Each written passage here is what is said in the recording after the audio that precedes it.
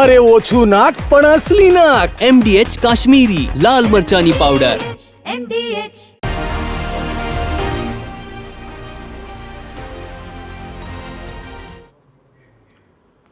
આ મુદ્દે એક મોટા સમાચાર છે. ચંડોળાનો કુખ્યાત લલ્લા બિહારી સકંજામાં આવી ગયો છે. આ બ્રેકિંગ ન્યૂઝ સૌથી પહેલા TV9 પ્રસારિત કર્યા.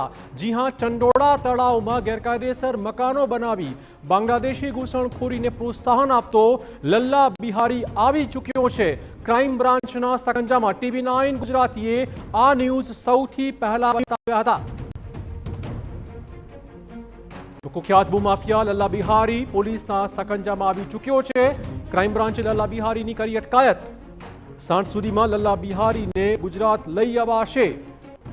પુત્ર ફતેહ બાદ પિતા લલ્લા બિહારી પણ પોલીસના સકંજામાં. ગૃહપ્રધાન હર્ષ સંઘવીના 72 કલાકનું અલ્ટિમેટમ પૂર્ણ થાય તે પહેલા જ લલ્લા બિહારી આવી ગયો છે પોલીસના સકંજામાં. એક મોટી સફળતા ક્રાઇમ બ્રાન્ચને. પાછલા ઘણા દિવસોથી ક્રાઇમ બ્રાન્ચ લલ્લા બિહારીને શોધતી હતી. છેવટે તે પકડાઈ ચૂક્યો છે. સાંજ સુધીમાં સત્તાવાર જાહેરાત શક્ય છે.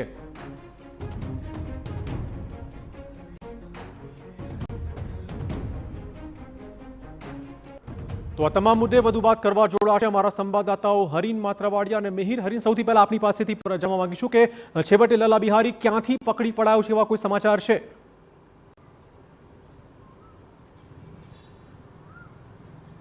બિલકુલ, લલ્લા બિહારી છે તેને રાજસ્થાનથી અટકાયત કરવામાં આવી છે. જે રીતે ક્રાઇમ બ્રાન્ચની ટીમ જ્યારે આ ચંડોળા તળાવમાં ડિમોલેશન શરૂ થયું તે પહેલા જ લલ્લા બિહારીને તેનો પુત્ર છે તે ફરાર થયો હતો, પરંતુ ફતેહ મોહમ્મદ છે એટલે કે લલ્લાનો પુત્ર છે તેની તાત્કાલિક ક્રાઇમ બ્રાન્ચે ધરપકડ કરી લીધી હતી. જો કે આટલા દિવસથી હવે લલ્લા બિહારીની શોધખોળ હાથ ધરવામાં આવી હતી અને આ તમામ જે કાર્યવાહી વચ્ચે ગૃહ રાજ્યમંત્રી હર્ષ સંઘવીએ 72 કલાકનું અલ્ટિમેટમ આપ્યું હતું પોલીસને કે 72 કલાકમાં લલ્લા બિહારી છે તેને પકડી પાડવામાં આવે ને તે પૂરું થાય તે પહેલા જ ક્રાઇમ બ્રાન્ચની ટીમ છે તેના દ્વારા લલ્લા બિહારીને રાજસ્થાનથી છે પકડી પાડવામાં આવ્યો છે. મહત્વનું છે કે ગઈકાલે રાતથી જ જે રીતના અલગ અલગ ટીમો આ કામે લાગી હતી, 5 જગ્યાઓ પર સર્ચ ઓપરેશન કરવામાં આવ્યું. આ ઉપરાંત તેના અલગ અલગ જગ્યા એટલે કે રાજસ્થાન અને ઉત્તર પ્રદેશ, આ બંને જગ્યામાંથી તે કોઈ પણ જગ્યાએ છુપાયો હોઈ શકે છે અથવા તેને આશરો લીધો હોઈ શકે છે તેવી પણ ક્રાઇમ બ્રાન્ચને પાકી માહિતી હતી. હવે રાજસ્થાનથી તે પકડાયો છે કેમ કે તેનો પરિવાર રાજસ્થાન અને ઉત્તર પ્રદેશ બંને જગ્યા ઉપર રહેલો છે. તેથી તેના સૌથી વધુ સંપર્કો છે તે ગુજરાત સિવાય રાજસ્થાન અને ઉત્તર પ્રદેશમાં હોઈ શકે છે અને તેને જ અનુમાન લગાડી અને પોલીસ છે અલગ અલગ ઇન્ટેલિજન્સ અને જે અન્ય બાતમીદારો છે તેનું નેટવર્ક વધુ કરી અને લલ્લા બિહારી છે તે ક્યાં છુપાયો છે તેની માહિતી મેળવવાની કોશિશ કરી હતી અને આખરે લલ્લા બિહારી છે તેને રાજસ્થાનથી પકડી પાડવામાં આવ્યો છે. જે રીતના ગઈકાલે પણ મોટી રકમ છે તેના ઘરેથી મળી આવી હતી. ચંડોળા તળાવમાં ગેરકાયદેસર રીતે પોતાનું સામ્રાજ્ય ઊભું કરી ગેરકાયદેસર લોકોને આશરો આપવાનું જે કામ કરતો હતો અને તેને જ લઈ અને હવે જે 9.5 લાખ રૂપિયા રોકડા મળ્યા છે, રૂપિયા ગણવાનું મશીન મળ્યું છે, તેની વધુ તપાસ શરૂ કરવામાં આવશે. ઉપરાંત ક્રાઇમ બ્રાન્ચને જે મહત્વની કડી મળી છે કે તેના બેંક એકાઉન્ટ મળી આવ્યા છે. આ બેંક એકાઉન્ટમાં કયા કયા જગ્યા ઉપર રૂપિયા ટ્રાન્સફર થતા હતા અથવા તો કઈ જગ્યાએથી તેનામાં રૂપિયા આવતા હતા તે સૌથી મહત્વનું છે પોલીસ માટે બની રહેશે. કેમ કે એક વાત એવી પણ સામે આવી હતી કે અહીં અલગ અલગ 3 થી 4 જેટલી બોગસ સેલ કંપનીઓ ઊભી કરી હતી અને ત્યારબાદ હવાલાના જે રૂપિયા છે તે મોટી રકમ છે તે વિદેશમાં મોકલવામાં આવતી હતી અને આ જે રકમ છે તેનો આતંકી પ્રવૃત્તિમાં પણ ઉપયોગ થતો હતો. હવે આ મામલે પણ તપાસ શરૂ કરવામાં આવશે. પરંતુ જે રીતના આટલા દિવસથી લલ્લા બિહારી નાસ્તો ફરતો હતો, આખરે તેની અટકાયત અત્યારે ક્રાઇમ બ્રાન્ચે કરી લીધી છે ને રાજસ્થાનથી તેની અટકાયત કરીને સાંજ સુધીમાં આવી જશે એવું ચોક્કસ લાગી રહ્યું છે. મિહિર, આપની પાસે જાણવાનો પ્રયત્ન કરીશું કે લલ્લા બિહારીની ધરપકડ એ આખો ચંડોળા જે કાંડ છે, આખી બાંગ્લાદેશી વસાહત છે, તે મુદ્દે કેટલી મહત્વની સાબિત થશે અને ખાસ તો એ વાત પણ જણાવો કે જે રીતે બનાવટી આધાર કાર્ડમાં ક્યાંક નેતાઓના કનેક્શન પણ ખુલી રહ્યા છે, આ પ્રકારના સંકેત છે.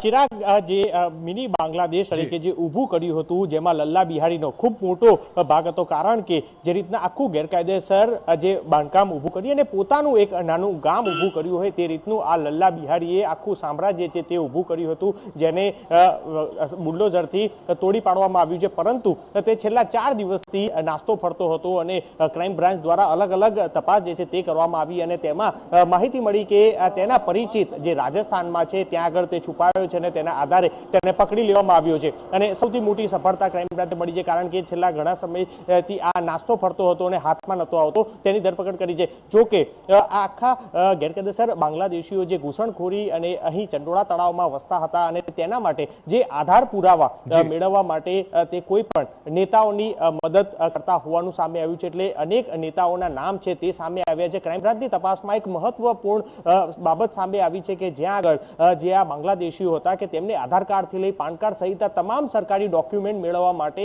રાજકીય કનેક્શન સામે આવ્યું છે અને આ નેતાઓ દ્વારા તેને જે પુરાવા છે કે જે પુરાવાના બાબતે જે લેટર પેડ છે તે આપવામાં આવતા હતા, જેમાં તેને ઓળખતા ન હોવા છતાં પણ જે સ્થાનિક નેતાઓ છે તે લોકો તેને ઓળખતા હોવાનું, એટલે કે છેલ્લા 10 વર્ષથી ઓળખતા હોવાનો લેટર પેડ આપતા હતા. એટલે તેના આધારે તે લોકો પુરાવા છે તે ઉભા કરતા હતા. એટલે ક્રાઇમ બ્રાન્ચની તપાસમાં અત્યારે 250 થી 300 જેટલા આ બાંગ્લાદેશીઓ છે તે લોકોની તપાસમાં આ સામે આવ્યું છે કે જે સ્થાનિક ધારાસભ્યો કે કોઈ પણ નેતાઓના ઈશારે આ આખું લેટર આપી અને ત્યારબાદ આ લોકોએ ડોક્યુમેન્ટ છે તે ઉભા કર્યા છે. એટલે આગામી સપ્તાહમાં હવે ક્રાઇમ બ્રાન્ચ છે આ સ્થાનિક નેતાઓને સમન્સ બોલાવી અને ત્યારબાદ તેને ક્રાઇમ બ્રાન્ચ છે તે તપાસ માટે ધન્યવાદ મીર, તમામ જાણકારી બદલ. આપણે કહી દઈએ કે બે મોટા સમાચાર એ વાતના છે કે લલ્લા બિહારી છેવટે પકડી પડાયો છે. 8 સાંજ સુધીમાં સત્તાવાર ઘોષણા કરી દેવાશે અને બીજી બાજુ હવે આ બાંગ્લાદેશ ઊભું કરવામાં, મિની બાંગ્લાદેશ ઊભું કરવામાં કેટલાક નેતાઓની સંડોવણી પણ ચોક્કસ પ્રમાણે પૂછપરછ દરમિયાન સામે આવી શકે તે પ્રકારના સંકેત હાલ મળી રહ્યા છે. તો ચોક્કસ અનેક મોટા સવાલો ઊભા થઈ રહ્યા છે. આ ચંડોળા વિસ્તારને મિની બાંગ્લાદેશ બનાવનાર લલ્લા બિહારી આખરે પકડાઈ ચૂક્યો છે. આજ સાંજ સુધીમાં તે લવાશે અમદાવાદ. આ પ્રકારની જાણકારી. રાજસ્થાનથી તેને પકડી પડાયો છે. 5000 બાર જમીન પર કબજો કર્યો હતો તેણે. તો આ કરમ કુંડળી આપણે ટીવી સ્ક્રીન પર બતાવી રહ્યા છે. કેટલો શાતીર દિમાગ છે આ આરોપી.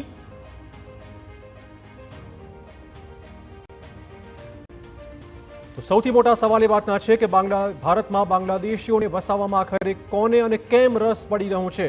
તો ઘૂસણખોરીનું રાજકીય કનેક્શન ચોક્કસ સમાવી શકે તેમ છે. કયા સ્થાનિક નેતાએ કરી હતી ઘૂસણખોરોની ભલામણ? કેમ કે પૂછપરછ દરમિયાન અનેક મોટા નેતાના ખુલાસાની શક્યતાઓ છે. સ્થાનિક નેતાએ કેમ કરી ગેરકાયદેસર બાંગ્લાદેશીની ભલામણ? આ પ્રકારના મોટા સવાલ ચોક્કસ ઉઠી રહ્યા છે. શું નેતાએ કોઈ તપાસ વગર જ કરી બાંગ્લાદેશીની ભલામણ? યોગ્ય તપાસ કે પુરાવા વગર ભલામણ કેમ કરવામાં આવી? આ પણ ચોક્કસ સવાલ પૂછપરછ દરમિયાન ઉભો થશે. છેલ્લા કેટલાક સમયથી આ રીતે ઘૂસણખોરોની ભલામણ થતી હતી, કેમ કે રાજકીય નેતાઓનું કનેક્શન પણ ચોક્કસ ખુલવાના સંકેત છે. શું વોટ બેંકનો લાભ ખાટવા માટે ચંડોળામાં વસાવાયા ઘૂસણખોરો? દેશ હિતને નેવે મૂકીને નેતાઓને રાજકીય હિત સાધવામાં મોટો રસ હતો? આ પ્રકારના સવાલ ચોક્કસ આખાએ કાંડ ઊભા કરી રહ્યું છે.